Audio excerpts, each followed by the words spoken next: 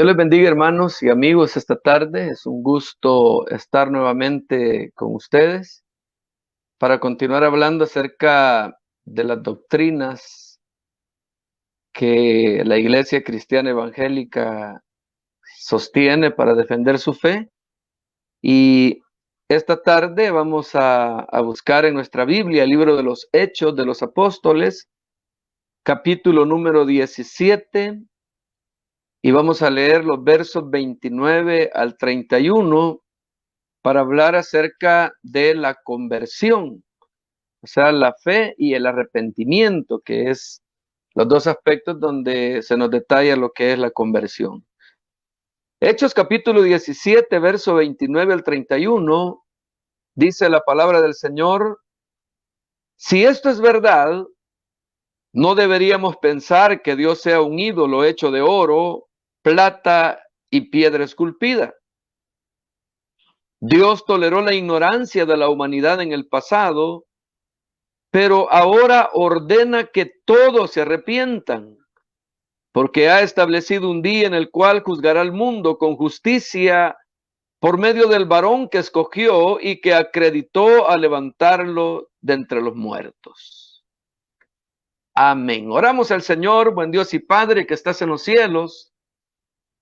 Agradecemos el privilegio que nos das de acercarnos a tu palabra y suplicamos que tu Espíritu Santo pueda visitarnos, pueda hablarnos, Señor, conforme tu misericordia en favor de nuestra vida. Y Señor, en el nombre de Jesús, abre nuestro entendimiento y nuestro corazón para poder asimilar tu palabra y ponerla por obra, Señor, en el lugar donde tú nos tienes. Y Señor, en el nombre de Jesús te lo suplicamos.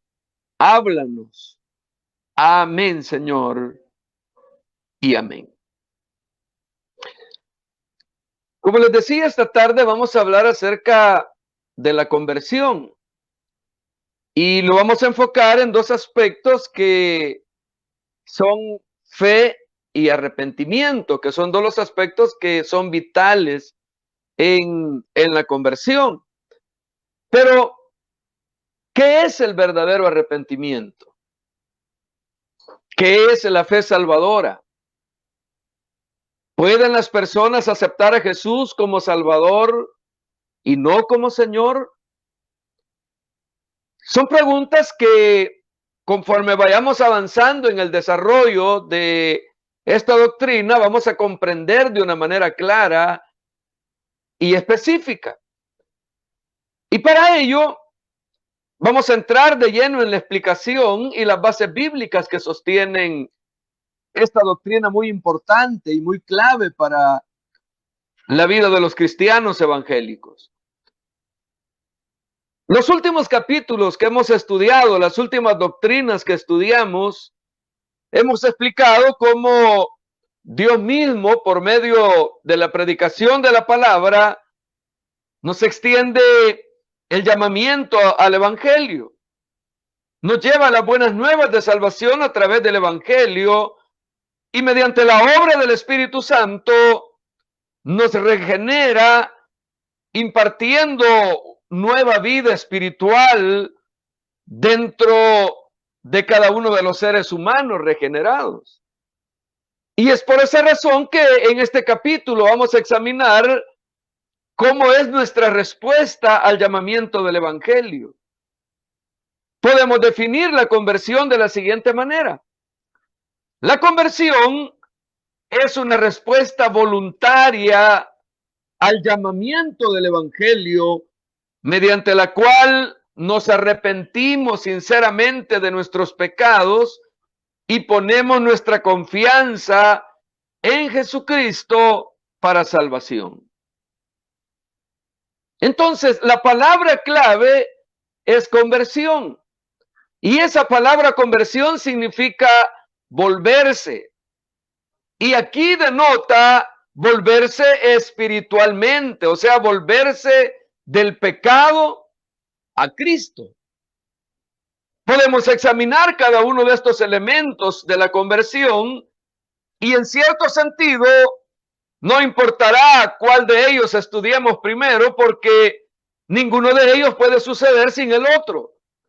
Y ambos tienen que suceder juntos cuando tiene lugar la verdadera conversión de la persona.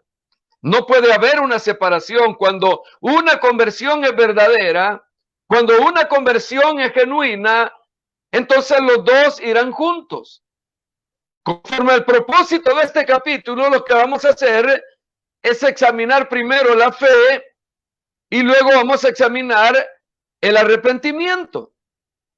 Entonces, al hablar de la fe salvadora, la fe verdadera, esta fe salvadora y verdadera incluye conocimiento, aprobación y confianza. Esos tres elementos son los que incluye la verdadera fe salvadora, esa fe que salva la vida de las personas. Entonces, cuando hablamos de conocimiento, pudiéramos decir que el conocimiento solo no es suficiente para que usted pueda tener salvación, para que usted pueda ser libre de sus pecados. Porque la fe salvadora personal, en la forma en que las escrituras lo entienden, involucra más que un simple conocimiento. Involucra mucho más que tener un pleno conocimiento de muchos aspectos de la Biblia. Por supuesto que es necesario que tengamos cierto conocimiento acerca de quién es Cristo, conocimiento de lo que Él ha hecho por la vida de los seres humanos, pero ¿cómo van a buscar ayuda? Dice Pablo en los Romanos, capítulo número 10, verso 14, ¿cómo van a buscar la ayuda de alguien en quien no creen? O sea, no se podría buscar la ayuda de alguien en quien no creemos. ¿Y cómo van a creer en alguien de quien no han oído hablar? ¿Y cómo van a oír hablar si no se les habla de Cristo, si no se les habla de Él? Entonces, el conocimiento acerca de los hechos de la vida, muerte y resurrección de Cristo por nosotros no es suficiente. Porque las personas pueden conocer los hechos y creo que nosotros mismos hemos comprobado que la gran mayoría de personas creen que Cristo estuvo con vida en esta tierra, que Jesús murió, que Jesús resucitó, pero el hecho de que las personas conozcan estos aspectos, eso no significa que Dios se les haya revelado para salvación. Y es más, ellos aún se rebelan en contra, o no, al no rebelarse en contra de ellos, puede hacer que no les gusten, que no les atraigan para poder vivir una vida acorde a lo que Dios ha estado estableciendo y de lo que Dios demanda de la vida de los seres humanos. Como por ejemplo, Pablo nos dice que muchas personas conocen las leyes de Dios, pero no las quieren, no las guardan. Romanos capítulo 1, verso 32 dice, saben muy bien que el castigo que impone Dios por estos delitos es la muerte. Y sin embargo, sabiendo que el pago de estos delitos es la muerte y que Dios castigue esos delitos con la muerte, dice, sin embargo, continúan cometiéndolos y se deleitan cuando otras personas los practican. Incluso en ese aspecto de conocer la ley de Dios, conocer varios propósitos de Dios, tener ese conocimiento, también nos lo muestra el apóstol Pablo cuando dice, el apóstol Santiago cuando dice en su capítulo número 2, verso 19, que incluso los demonios saben quién es Dios y conocen los hechos acerca de la vida de Jesús, de la obra salvadora, porque Santiago dice, ¿tú crees que hay un solo Dios?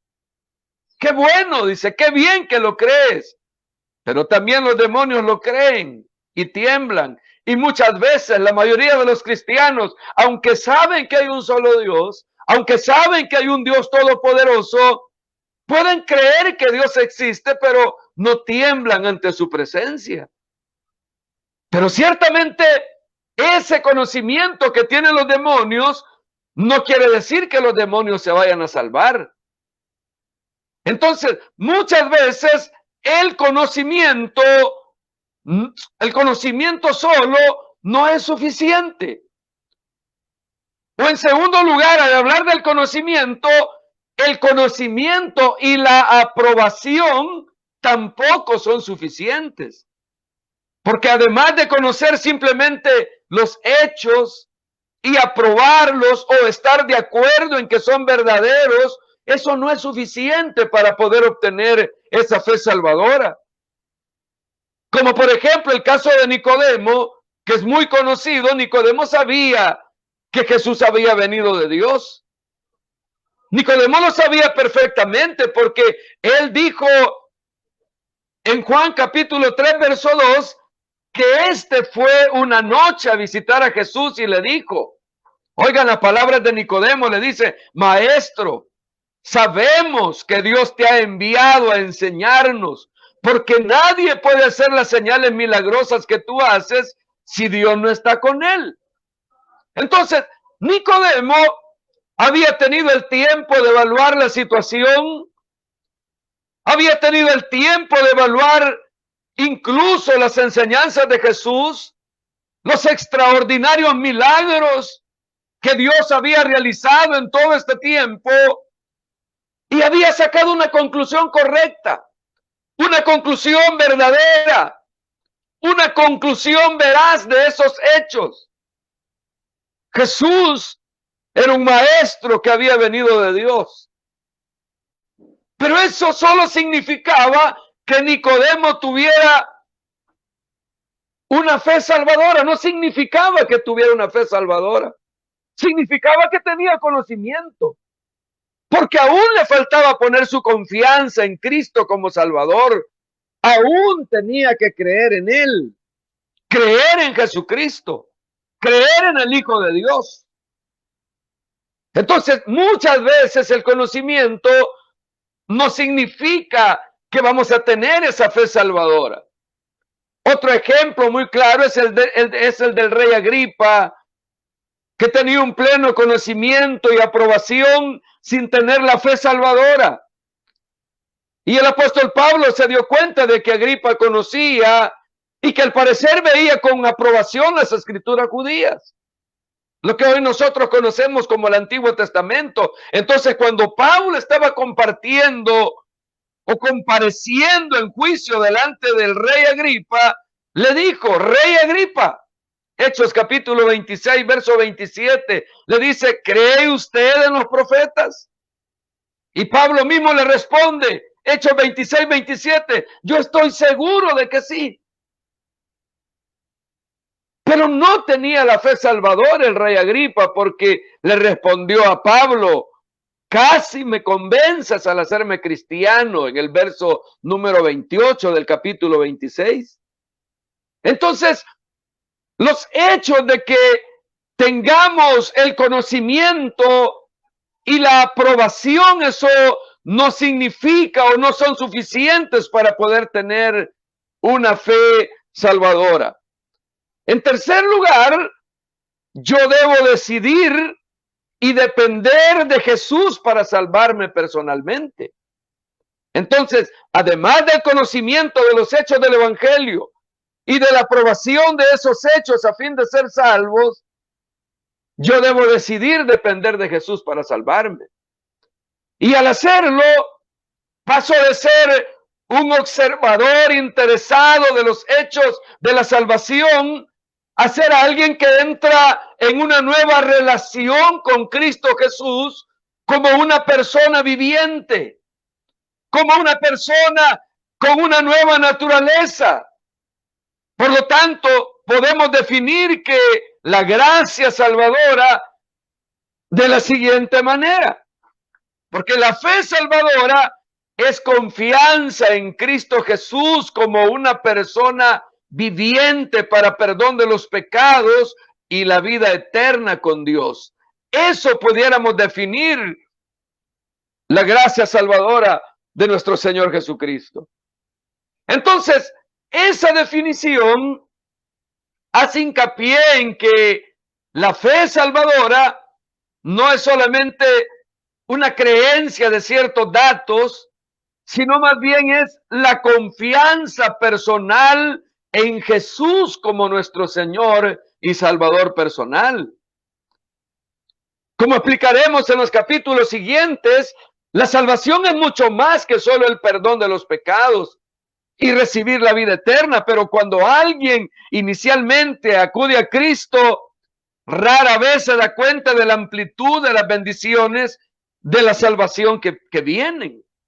Además, podríamos resumir correctamente las dos preocupaciones principales de la persona que confía en Cristo, como por ejemplo el perdón de los pecados y la vida eterna. Esos son dos aspectos. ¿Será que el Señor perdonó todos mis pecados? ¿Y será que ya tengo la vida eterna con Dios? Y por supuesto, la vida eterna con Dios incluye asuntos como la declaración de justicia delante de Dios, o sea, parte de la justificación, la adopción, la santificación y la glorificación. Pero lo que más le preocupa a un incrédulo que acude a Cristo es el hecho de que el pecado le ha separado de la comunión con Dios para lo que fuimos creados. Entonces, el incrédulo acude a Cristo buscando que el pecado y su culpa le sean eliminados. Y puede entrar en una relación genuina con Dios, la cual perdure para siempre, la cual perdure eternamente. La definición recalca confianza personal en Cristo. Una confianza totalmente personal en Cristo, no solamente creer los hechos acerca de Cristo, no solamente creer que Él vino a esta tierra, creer que Él murió, creer que Él fue sepultado, creer que Él se levantó de los muertos, sino también poder estar seguros, poder creer completamente que tenemos una relación genuina con el Hijo de Dios. No solamente creer, sino tener una confianza personal en el Hijo de Dios, en Jesús, el autor y consumador de la salvación. Entonces, debido a que la fe es un término mejor para usarlo en la cultura contemporánea que la palabra fe o creencia, entonces más bien deberíamos referirnos a la confianza que tenemos en Dios. Y la razón es que nosotros podemos creer que algo es verdad sin que haya un compromiso personal o dependencia involucrada en ella. Yo puedo creer que Canberra es la capital de Australia. Y puedo creer que 7 multiplicado por 6 da 42. Pero sin que haya un compromiso personal o una dependencia de nadie por el solo hecho de creerlo, porque a nosotros, cuando estábamos estudiando matemática, nos dijeron que 6 por 7 era 42 y así lo hemos creído durante toda la vida. O cuando estábamos estudiando geografía, nos dijeron que la capital de Australia era Canberra. Y así lo creímos y así lo dejamos. Pero nunca nos hemos puesto a pensar por qué 6 por 7 es 42. Entonces, lo creemos por un simple compromiso. Porque no dependemos de nadie, solo por el hecho de creerlo.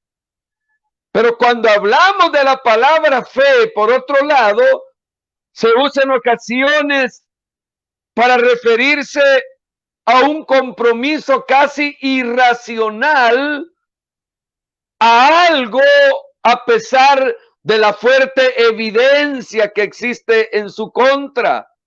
Una clase de decisión irracional a creer algo que estamos bastante seguros que no es verdad. Entonces, en estos dos sentidos populares, las palabras creer y fe tienen un sentido contrario al sentido bíblico. La palabra confianza está más cerca del concepto bíblico, puesto que Estamos familiarizados con confiar en personas cada día. En confiar con personas que nos rodean.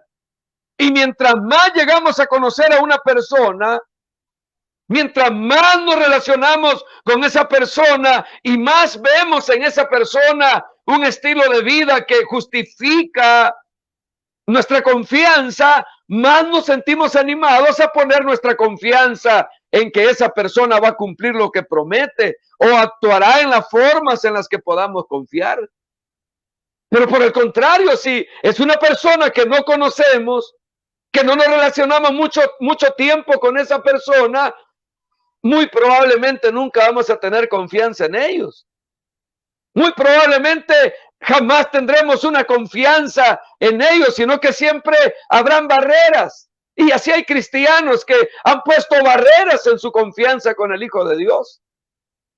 Entonces, el sentido más pleno de la confianza personal lo encontramos en varios pasajes de la Escritura, en los cuales la fe salvadora inicial se expresa en términos muy personales, usando con frecuencia analogías sacadas de las relaciones personales. Como por ejemplo, Juan dice en el capítulo 1, verso 12, pero a todos los que le recibieron, a los que creen en él, les dio el derecho de ser hijos de Dios. Juan habla de recibir a Cristo de la misma manera que recibimos a un invitado en nuestro hogar. En el capítulo número 3, verso 16 dice, para que todo el que crea en él no se pierda, sino que tenga la vida eterna. Juan está usando aquí una frase sorprendente cuando no simplemente dice todo el que le cree. Esto es creer a lo que él dice. Creer que lo que él está diciendo es verdad y es digno de confianza. No se está refiriendo a eso, sino que más bien dice todo el que cree en él. O sea, no el que cree en lo que está mencionando, en las palabras que está transmitiendo, sino todo el que cree en él como persona, como el Hijo de Dios. La frase griega pisteo eis auton podría traducirse como creer dentro de él, con un sentido de confianza que va dentro y descansa en Jesús como persona, que creemos en él, que confiamos en él como una persona que va a estar siempre con nosotros, que nuestra confianza va dentro y descansa en Jesús como persona. Leon Morris puede decir, la fe para Juan es una actividad que saca a los hombres de sí mismos y hace de ellos uno con Cristo. O sea, lo saca de esa actividad personal para poder unirla a Cristo y tener una misma actividad. Entonces debemos entender esa frase griega como una indicación significativa de que la fe del Nuevo Testamento no es solo un asentimiento intelectual, sino que incluye un elemento moral de confianza personal. Una expresión así era rara quizás y quizás inexistente en el mundo secular griego del Antiguo Testamento.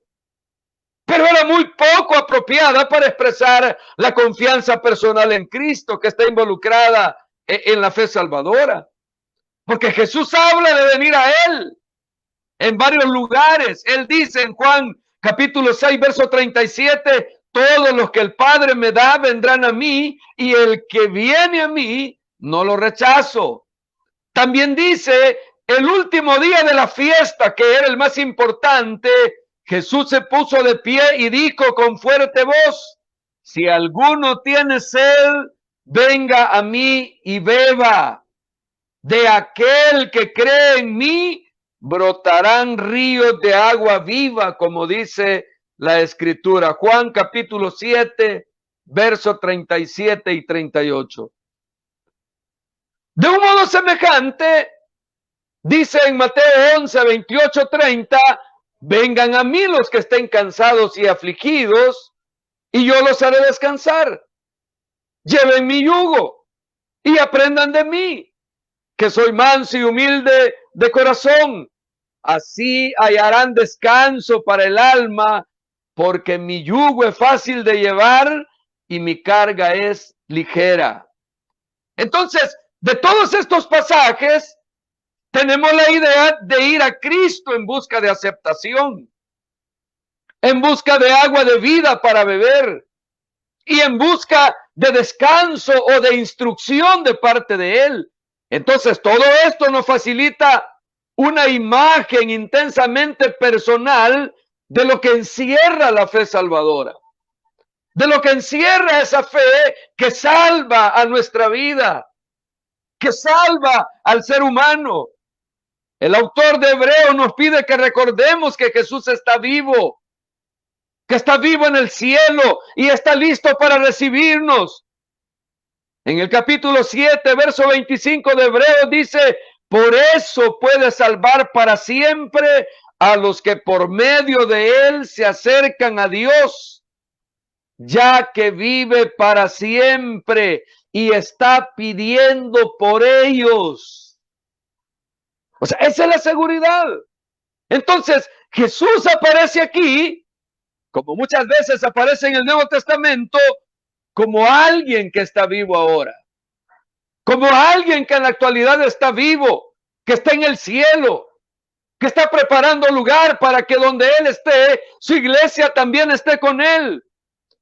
Se refiere a alguien que siempre es capaz de ayudar a los que acuden a Él. El teólogo reformado Packer cita los siguientes párrafos de un escritor puritano británico llamado John Owen, que describe la invitación de Cristo a que respondamos en fe personal. Y esto es algo de la palabra que Él habla a nuestras vidas. Dice Él, esto es algo de la palabra que Él os habla a vosotros. ¿Por qué morir? ¿Por qué perecer? ¿Por qué no tienes compasión de tu propia alma? ¿Podrá tu corazón aguantar o podrán tus manos ser fuertes en el día de la ira que se acerca? Ven a mí y sé salvo. Ven a mí y te aliviaré de todos tus pecados, tristezas, temores, cargas, y te daré descanso para tu alma. Ven, te suplico. Deja toda indecisión. Deja toda la demora. No lo dejes más para otro día. La eternidad está a tu puerta. No me odies hasta el punto de que quieras perecer antes de aceptar mi liberación. Estas cosas y otras semejantes son las que el Señor Jesucristo declara continuamente, proclama, ruega e insta a las almas de los pecadores. Y lo hace mediante la predicación de la palabra, como si estuviera presente contigo, como si estuviera entre nosotros. Habla personalmente a cada uno, porque Él ha nombrado a los ministros del Evangelio para que aparezcan delante de ti y se relacionen contigo en su nombre y te extiendan la invitación que ellos dan en su nombre. Dicho en otras palabras, en Cristo Dios está reconciliando al mundo con Él, no tomándole en cuenta sus pecados y encargándonos a nosotros este mensaje de reconciliación. Somos embajadores de Cristo. Dios les habla a ustedes por medio de nosotros. En el nombre de Cristo le rogamos, reconcíliense con Dios. Segunda de Corintios, capítulo 5, versos 19 y 20. Entonces, con este concepto de la fe verdadera del Nuevo Testamento en mente, podemos apreciar ahora que cuando una persona acude a Cristo confiando en Él, los tres elementos deben estar presentes. No solamente uno, ni solamente dos, sino los tres elementos deben estar presentes. Debe haber algo de conocimiento básico, debe haber algo de entendimiento de las verdades del Evangelio, debe también haber aprobación de esas verdades o estar de acuerdo con ellos. Y ese acuerdo incluye la convicción de que lo que dice el Evangelio es verdadero, especialmente el hecho de que soy un pecador en necesidad de salvación y que Cristo es el único que ha pagado el castigo por mi pecado y que Él me ofrece una salvación gratuita. Pero también incluye la conciencia de que necesito confiar en Cristo para salvación y que Él es el único camino a Dios y que Él es el único medio provisto para mi salvación. Entonces, esta aprobación de las verdades del Evangelio involucra también el deseo de ser salvo por medio de Cristo. Pero todo esto todavía no llega a la fe salvadora. Porque eso viene solo cuando usted toma la decisión por voluntad propia de depender de Cristo y poner su confianza en Él como su Señor y Salvador personal. Entonces, esta decisión personal de poner su confianza en Cristo es algo que uno hace con el corazón. La facultad central de todo el ser que hace los compromisos de uno como persona es el corazón. En cuarto lugar, la fe debiera aumentar a medida que aumenta nuestro conocimiento. Contrario al actual concepto secular de la fe verdadera del Nuevo Testamento no es algo que se hace más fuerte mediante la ignorancia ni por creer en contra de la evidencia. Más bien, la fe salvadora es coherente con el conocimiento y con el verdadero entendimiento de los hechos. El apóstol Pablo dice, así que la fe nace cuando se presta atención a las buenas noticias acerca de Cristo. Romanos capítulo 10, verso 17. Oiga, dice, la fe nace cuando se presta atención a las buenas noticias acerca de Cristo. Entonces, cuando las personas cuentan con verdadera información acerca de más, cuanto más sabemos acerca de Jesús, acerca del carácter de Dios que encontramos revelado en Cristo, tanto más somos capaces de poner nuestra confianza en el autor y consumador de nuestra salvación.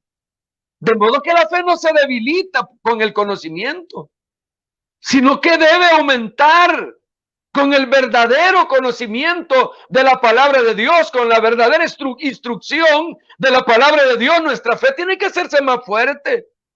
No es que usted va a quedar en la ignorancia para que su fe sea fuerte y usted diga, ah, no, es que yo solo creo en mi Dios y mi fe está puesta en Él y es fuerte. Pero es una fe sin conocimiento. Porque en el caso de la fe salvadora en Cristo, nuestro conocimiento de Él viene por creer en un testimonio confiable sobre Él. Y aquí el testimonio confiable que creemos son las palabras que se encuentran en la Escritura. Son las palabras que se encuentran en la Biblia, puesto que están formadas con las mismas palabras de Dios. Y por lo tanto, si son las mismas palabras de Dios, son completamente confiables y obtenemos un verdadero conocimiento de Cristo por medio de su palabra. Por esto es por lo que Pablo le dice a los romanos en el capítulo 10, verso 17, así que la fe nace cuando se presta atención a las buenas noticias acerca de Cristo. En nuestra vida diaria llegamos a creer muchas cosas cuando oímos el testimonio de una persona confiable o digna de confianza. Y esta clase de decisión está aún más justificada aquí cuando las palabras de Dios nos dan ese testimonio acerca de Cristo, acerca de su salvación, y nosotros lo creemos. Entonces ese es el verdadero conocimiento, pero que no le dará salvación, pero que es algo especial que Dios nos ha dado. Por lo tanto, la fe salvadora es aquella que va acompañada y que va más fuerte creyendo la palabra de Dios, teniendo un verdadero conocimiento. Y esa fe nace cuando escuchamos la verdad del evangelio, la verdad acerca de Cristo. Entonces, en segundo lugar, la fe y el arrepentimiento deben aparecer juntos. No deben aparecer separados. Deben aparecer juntos en la vida de la persona. Podemos definir el arrepentimiento de la siguiente manera. El arrepentimiento es una tristeza sentida de corazón por causa del pecado, una renuncia al pecado y un propósito sincero de olvidarlo y caminar en obediencia a Cristo. Esta definición indica que el arrepentimiento es algo que sucede en un momento específico en el tiempo y no es equivalente a una demostración de cambio en el estilo de vida de una persona.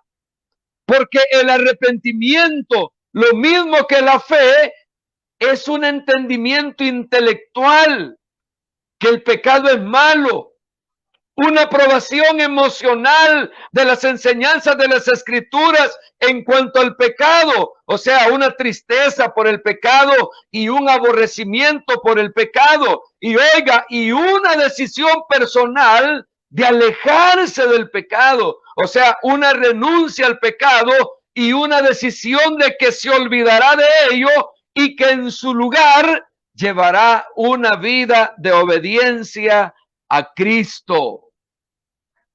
Entonces, a través del arrepentimiento, Dios cambia nuestro intelecto.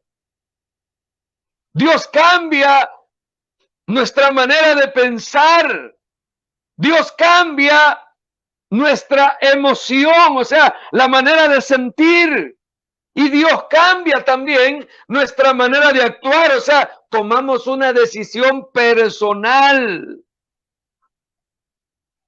Una renuncia personal al pecado y una decisión de olvidarnos del pecado y que llevaremos una vida de obediencia a Cristo. No podemos decir que uno tiene que vivir ese cambio de vida por un tiempo antes de que el arrepentimiento pueda ser genuino, porque de lo contrario, el arrepentimiento se convertiría en una clase de obediencia que pudiéramos cultivar para merecer la salvación por nosotros mismos. Por esa razón es que no le podemos pedir frutos dignos de arrepentimiento a una persona que no se ha convertido a Jesucristo, a una persona que no se ha arrepentido de sus pecados, que tiene el conocimiento de que todo es pecado, de que el pecado le separa de Dios, que Dios quiere perdonarle. Pero si esperamos que las personas puedan dar los frutos dignos de arrepentimientos para después recibirse a Cristo y recibir la fe salvadora, entonces estaríamos hablando de un evangelio por obras. Pero la persona va a cambiar desde el día que reciba a Jesús. Claro, el arrepentimiento genuino resultará en una vida transformada, en una vida cambiada. Pero no podemos esperar una vida cambiada, una vida transformada, si aún no hay arrepentimiento en la vida de las personas. Porque una persona de verdad arrepentida empezará de una vez a vivir una vida cambiada, a leer la Biblia, a orar, a congregarse, a compartir con otros el mensaje del Evangelio, a dar a conocer las buenas nuevas de salvación, a dar a conocer lo que Dios ha hecho a través de Jesucristo en su vida. Entonces, nosotros podemos llamar ese cambio de vida el fruto del arrepentimiento. Pero si no hay arrepentimiento, no puede haber cambio de vida. No debiéramos nunca tratar de requerir que haya un periodo de tiempo en el cual una persona viva una vida cambiada antes de que podamos asegurarle el perdón. Porque cuando el perdón de Dios llega inmediatamente cuando se arrepiente de sus pecados y recibe a Cristo como su Señor y Salvador personal. Por lo tanto, el arrepentimiento es algo que ocurre en el corazón e involucra a toda la persona en una decisión de alejarse del pecado. Es importante darse cuenta que la simple tristeza por nuestras acciones o aún el remordimiento profundo por nuestras acciones no constituye un arrepentimiento genuino, a menos que vaya acompañado por una decisión sincera de olvidarse del pecado que se ha estado cometiendo en contra de Dios, que hemos estado ofendiendo a Dios. Por eso Pablo dice en el libro de los Hechos, capítulo 20, verso 21, a judíos y gentiles les he dado testimonio de que necesitan arrepentirse de sus pecados y tener fe en nuestro Señor Jesucristo. Dice que se regocijaba por la experiencia de los corintios. Dice, ahora me alegro de haberla enviado, no porque les dolió, sino porque aquel dolor los condujo al arrepentimiento. El dolor que sintieron es el que Dios desea que su pueblo sienta y por lo tanto no les hice daño. Dios a veces permite que nos vengan tristezas para impulsarnos a apartarnos del pecado y tener la salvación. Jamás debemos quejarnos de estas tristezas, pero las tristezas del mundo solo producen muertes. Segunda de Corintios, capítulo número 7, versos 9 y 10. Entonces, una tristeza mundana puede involucrar un gran dolor por las acciones que usted cometió y probablemente también temor por el castigo, pero nunca una renuncia genuina por el pecado, ni un propósito firme de olvidarse del pecado en esta vida. Como por ejemplo, Hebreos capítulo 12, verso 17 nos dice que Esaú lloró a consecuencia de sus acciones, pero no se arrepintió de verdad de lo que había hecho. Sí le dolió, le causó tristeza, le causó llanto, pero no se arrepintió. Además, como indica 2 de Corintios, capítulo número 7, verso 9 y 10 que acabamos de leer, aún la tristeza verdadera es solo un factor que lleva a un arrepentimiento genuino, pero esa tristeza no es en sí misma una decisión sincera del corazón en la presencia de Dios que habla de un arrepentimiento genuino. Las escrituras ponen el arrepentimiento y la fe juntos como aspectos diferentes del acto de acudir a Cristo en busca de salvación. No es que una persona primero se vuelve del pecado y a continuación confía en Cristo, ni que primero confía en Cristo y a continuación se aleje del pecado, sino que ambas cosas suceden en el mismo momento, en el mismo tiempo. Por lo tanto, cuando acudimos a Cristo en busca de salvación de nuestros pecados, simultáneamente nos estamos alejando de esos pecados de los cuales le estamos pidiendo a Cristo que nos salve. Si no es así, el acudir a Cristo en busca de salvación de nuestros pecados, es improbable que seamos sinceros al acudir a Él o confiar en Él. Y por eso hay muchos que se están reconciliando a cada rato. Y por eso hay muchos que no están firmes en el Evangelio. Y por eso la Biblia dice que muchos son los llamados y pocos son los escogidos, porque algunos han venido solamente por cargos de conciencia y se sienten bien, pero no han definido seguir a Cristo con todo su corazón y obedecer su palabra, y por eso viven en desobediencia. Por lo tanto, la conversión es una acción única de volverse del pecado en arrepentimiento y acudir a Cristo en fe. Y el hecho de que el arrepentimiento y la fe son dos lados diferentes de la misma moneda o dos aspectos diferentes del mismo suceso en la conversión, lo podemos ver con claridad en que la persona que genuinamente acude a Cristo en busca de salvación debe al mismo tiempo soltarse del pecado al cual ha estado aferrándose y alejarse de ese pecado a fin de acercarse a Cristo. De modo que ni el arrepentimiento ni la fe vienen primero, tienen que aparecer juntos. John Murray habla de la fe penitente y del arrepentimiento del creyente.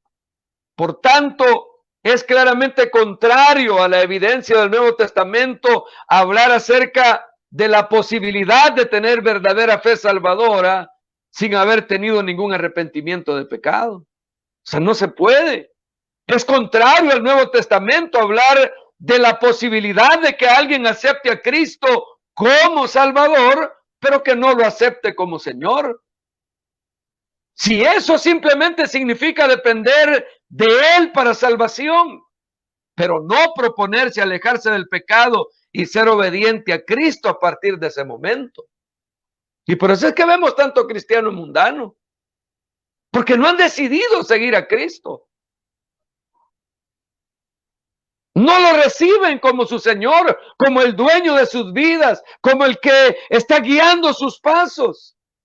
Algunas voces prominentes dentro del cristianismo evangélico difieren de este punto de vista y argumentan que una presentación del evangelio que requiere el arrepentimiento y fe es en realidad una predicación de salvación por obras. Y argumentan que la perspectiva que defendemos en este capítulo, que el arrepentimiento y la fe deben ir juntas, es un evangelio falso de salvación, de señorío. Ellos argumentan eso. Ellos dicen que la fe salvadora solo demanda confiar en Cristo como Salvador y que someterse a Él como Señor es un paso opcional que se da después, pero no es necesario para la salvación. Y entonces ahí es donde viene el liberalismo, que claro, usted cree que es salvo, pero no le sirve, porque como no es su Señor, no lo sigue. Para muchos que enseñan este punto de vista, la fe salvadora solo requiere estar intelectualmente de acuerdo con las verdades del Evangelio. Cuando Jesús dice a los pecadores, en Mateo capítulo 11, versos 28 y 30, vengan a mí los que estén cansados y afligidos, y yo los haré descansar. Lleven mi yugo y aprendan de mí, que soy manso y de corazón humilde. Así hallarán descanso para el alma, porque mi yugo es fácil de llevar y mi carga es ligera. Por lo tanto, acudir a Cristo incluye tomar su yugo sobre nosotros. No solamente recibirlo como Salvador, sino que incluye tomar su yugo sobre nosotros, incluye someternos a su dirección, incluye que aprendamos de Él, incluye que seamos obedientes. En otras palabras, demanda que Él sea el Señor de nuestra vida. Y si no estamos dispuestos a hacer ese tipo de compromiso, no hemos puesto de verdad nuestra confianza en Él. Y por eso es que anda con miedos. Por eso es que anda vacilando. Por eso es que anda dudando. Por eso es que su confianza se le desaparece. Por eso es que anda preguntando si continúa siendo salvo o ya no.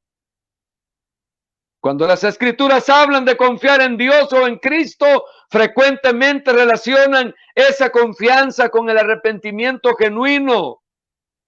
Por ejemplo, Isaías en el capítulo 55, versos 6 al 7, nos da un testimonio elocuente que es típico del mensaje de muchos de los profetas del Antiguo Testamento.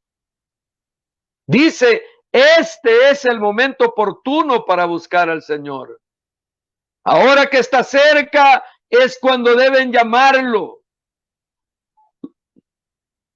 Los que siempre buscan hacer el mal, que abandonen sus malos pensamientos y ese estilo de vida y vuélvanse al Señor, pues Él siempre está dispuesto a perdonarlos.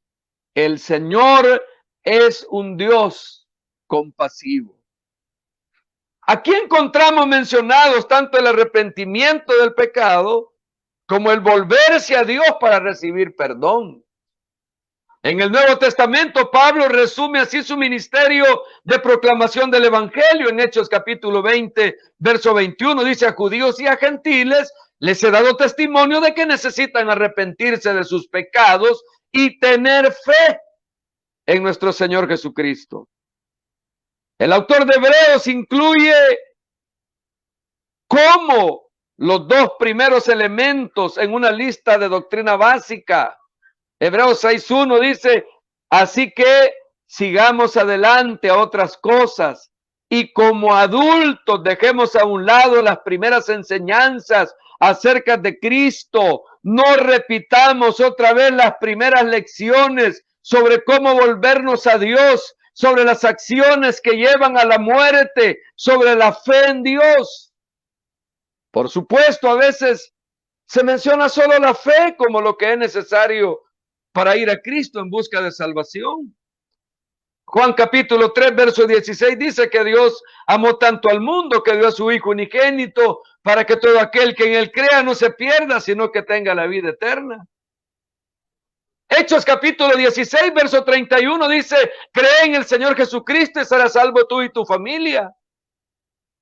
Romanos capítulo 10, verso 9 dice: si declaras con tu boca que Jesús es el Señor y crees de corazón que Dios lo levantó de entre los muertos, Dios te salvará.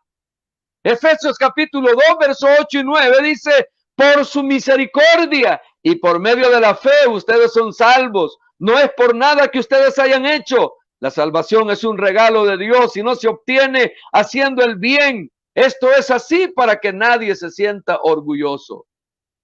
Estos son pasajes muy conocidos y hacemos hincapié en ellos muy frecuentemente cuando le explicamos el evangelio a otras personas. Pero de lo que no nos damos cuenta con frecuencia es del hecho de que hay otros muchos pasajes donde se menciona solo el arrepentimiento, porque se da por sentado que el verdadero arrepentimiento involucra también la fe para perdón de los pecados. Los autores del Nuevo Testamento lo entendieron muy bien.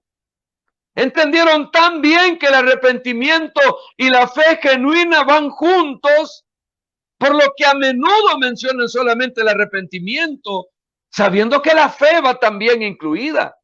Porque apartarse del pecado en una forma genuina es imposible sin volvernos genuinamente a nuestro Dios.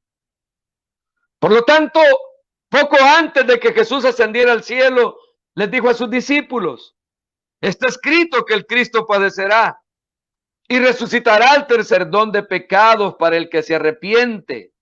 Ustedes son los testigos de estas cosas. Lucas 24, 46 al 48. Entonces la fe salvadora está implícita en el perdón de pecados, aunque no aparece mencionada explícitamente. La predicación que encontramos recogida en el libro de los Hechos muestra esa misma pauta, porque después del sermón de Pedro, el día de Pentecostés, dice: arrepiéntanse, bautícense Den frutos dignos de arrepentimiento. Muestren la fe salvadora. Arrepiéntanse. En el segundo sermón, Pedro habló de manera similar. Les dice, por eso en Hechos capítulo 3, versos 19 y 20, arrepiéntanse y vuélvanse a Dios para que Él les limpie de sus pecados. Más tarde, cuando los apóstoles estaban siendo enjuiciados delante del Sanedrín, Pedro habló de Cristo diciendo, luego, con su gran poder lo exaltó como príncipe y salvador para que el pueblo de Israel se vuelva a Dios y alcance el perdón de sus pecados. Capítulo 5, verso 31 del libro de los Hechos. Y cuando Pedro estaba predicando en el Areópago de Atenas a una asamblea de filósofos, les dijo, Hechos 17:30, Dios toleró la ignorancia de la humanidad en el pasado, pero ahora ordena que todos se arrepientan. Todos. Ya no habrá ignorancia. La ignorancia terminó con la muerte y la resurrección de Cristo, con la predicación del Evangelio. Jamás nadie será juzgado por ignorancia,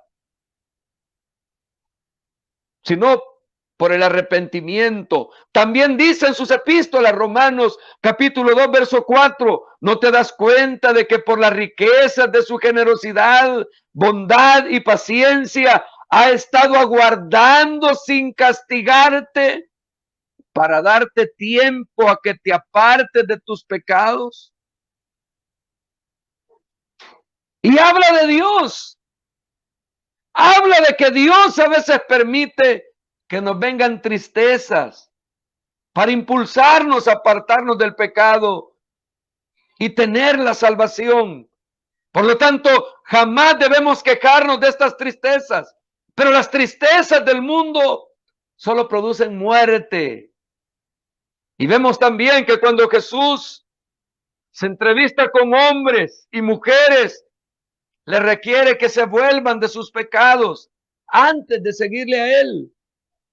Ya sea que hable con un hombre joven y rico y le pida que deje sus posesiones para poder seguirle, que se lo entregue todo a los pobres, o que entre a la casa de Zaqueo y le hable de la salvación que había llegado a su casa en aquel día, porque Zaqueo había tomado la decisión de dar la mitad de sus bienes a los pobres y devolver todo lo que había robado. O sea, Jesús dice, bueno, es salvación a esta casa. O que esté hablando con una mujer al lado del pozo de Jacob y le pida que llame a su esposo. Jesús le dice, ve y llama a tu esposo y regresa acá. O que esté hablando con Nicodemo y le reprenda por su incredulidad rabínica y por su orgullo en su propio conocimiento. Que le recrimine por no creer. Jesús siempre pone el dedo en la cuestión del pecado. El Evangelio siempre pondrá el dedo en el pecado. Y en el pecado, al igual que Jesús lo mencionó, en el pecado que es más notorio en la vida de esa persona, porque nuestra vida podrá estar llena de muchos pecados, pero Jesús pone el dedo en el pecado que es más notorio en la vida de la persona. Y de hecho pudiéramos preguntar si alguien en los evangelios llegó alguna vez a la fe sincera en Cristo sin arrepentirse de sus pecados. Y cuando nos damos cuenta de que la fe salvadora genuina debe ir acompañada del sincero arrepentimiento del pecado, eso nos ayuda a comprender por qué algunos predicadores del evangelio tienen hoy resultados tan inadecuados. Porque si no se menciona la necesidad de arrepentirse de los pecados, en ocasiones el mensaje del evangelio se reduce únicamente a creer en Cristo y será salvo. Sin ninguna mención de arrepentimiento para nada. Y esa versión aguada del evangelio no demanda un compromiso firme y sincero con Cristo. Y un compromiso con Cristo, si es genuino, debe incluir la renuncia al pecado. Debe incluir el arrepentimiento. Debe incluir renunciar a todo pecado y obedecer a Jesús. Por lo tanto, predicar la necesidad de fe sin arrepentimiento es predicar solo la mitad del evangelio. Y puede resultar que muchas personas queden confundidas y engañadas como lo están actualmente, pensando que han escuchado el evangelio cristiano y lo han probado, pero no ha sucedido nada. Y puede ser que incluso digan algo como: he aceptado a Cristo como Salvador muchas veces, pero no me ha servido de nada. Y por eso se caen a cada rato, y por eso se reconcilian en cada momento, y por eso se apartan del evangelio, y uno dice: se cayó del evangelio, cuando en realidad nunca estuvo dentro del evangelio. Porque nunca recibieron la verdad, y de verdad a Cristo como su Salvador, porque Él viene a nosotros en majestad y nos invita a que le recibamos tal como Él es, tal como el que merece ser, y demanda que le reconozcamos también como el Señor absoluto de nuestra vida. Por último, ¿qué diremos acerca de la práctica común de pedir a las personas que oren para recibir a Cristo como su Salvador personal y Señor? Dado que la fe en Cristo de una persona debe incluir una auténtica decisión de la voluntad, es con frecuencia de mucha ayuda expresar esa decisión en voz alta. Y esto puede tomar de manera muy natural la forma de una oración dirigida a Cristo, mediante la cual hablamos de nuestro pesar por el pecado, nuestro propósito de renunciar al pecado y nuestra decisión firme de poner nuestra confianza en Él. Entonces, una oración de esa clase, expresada en voz alta, no tiene poder para salvarnos en sí misma, pero la actitud del corazón del que la está haciendo constituye una verdadera conversión. Y la decisión de expresar esa oración puede con frecuencia ser el momento en que la persona llega a la experiencia de la fe en Cristo. Por lo tanto, la fe como el arrepentimiento continúan a lo largo de nuestra vida cristiana. Continúan a lo largo de nuestra vida. Nuestras actitudes del corazón tienen que cambiar. Tienen que continuar a lo largo de nuestra vida como cristianos. Jesús dijo a sus discípulos que oraran a diario diciendo: perdona nuestros pecados, así como nosotros perdonamos a los que nos han hecho mal. Una oración, si es sincera, implicará tristeza diaria por el pecado y genuino arrepentimiento. Y el Cristo resucitado le dice a la iglesia de la Odisea: como yo disciplino y castigo a los que amo, tendré que castigarte si no abandonas esa indiferencia y te arrepientes.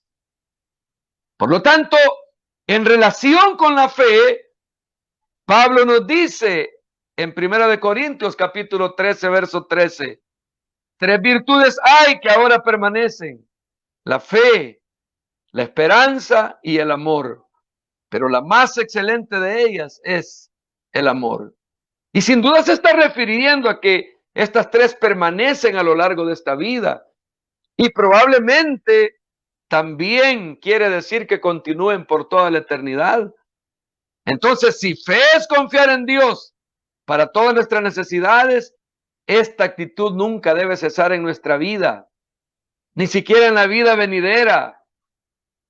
Pero de todos modos se indica claramente que la fe continúa a lo largo de nuestra vida, fortaleciéndose mucho más.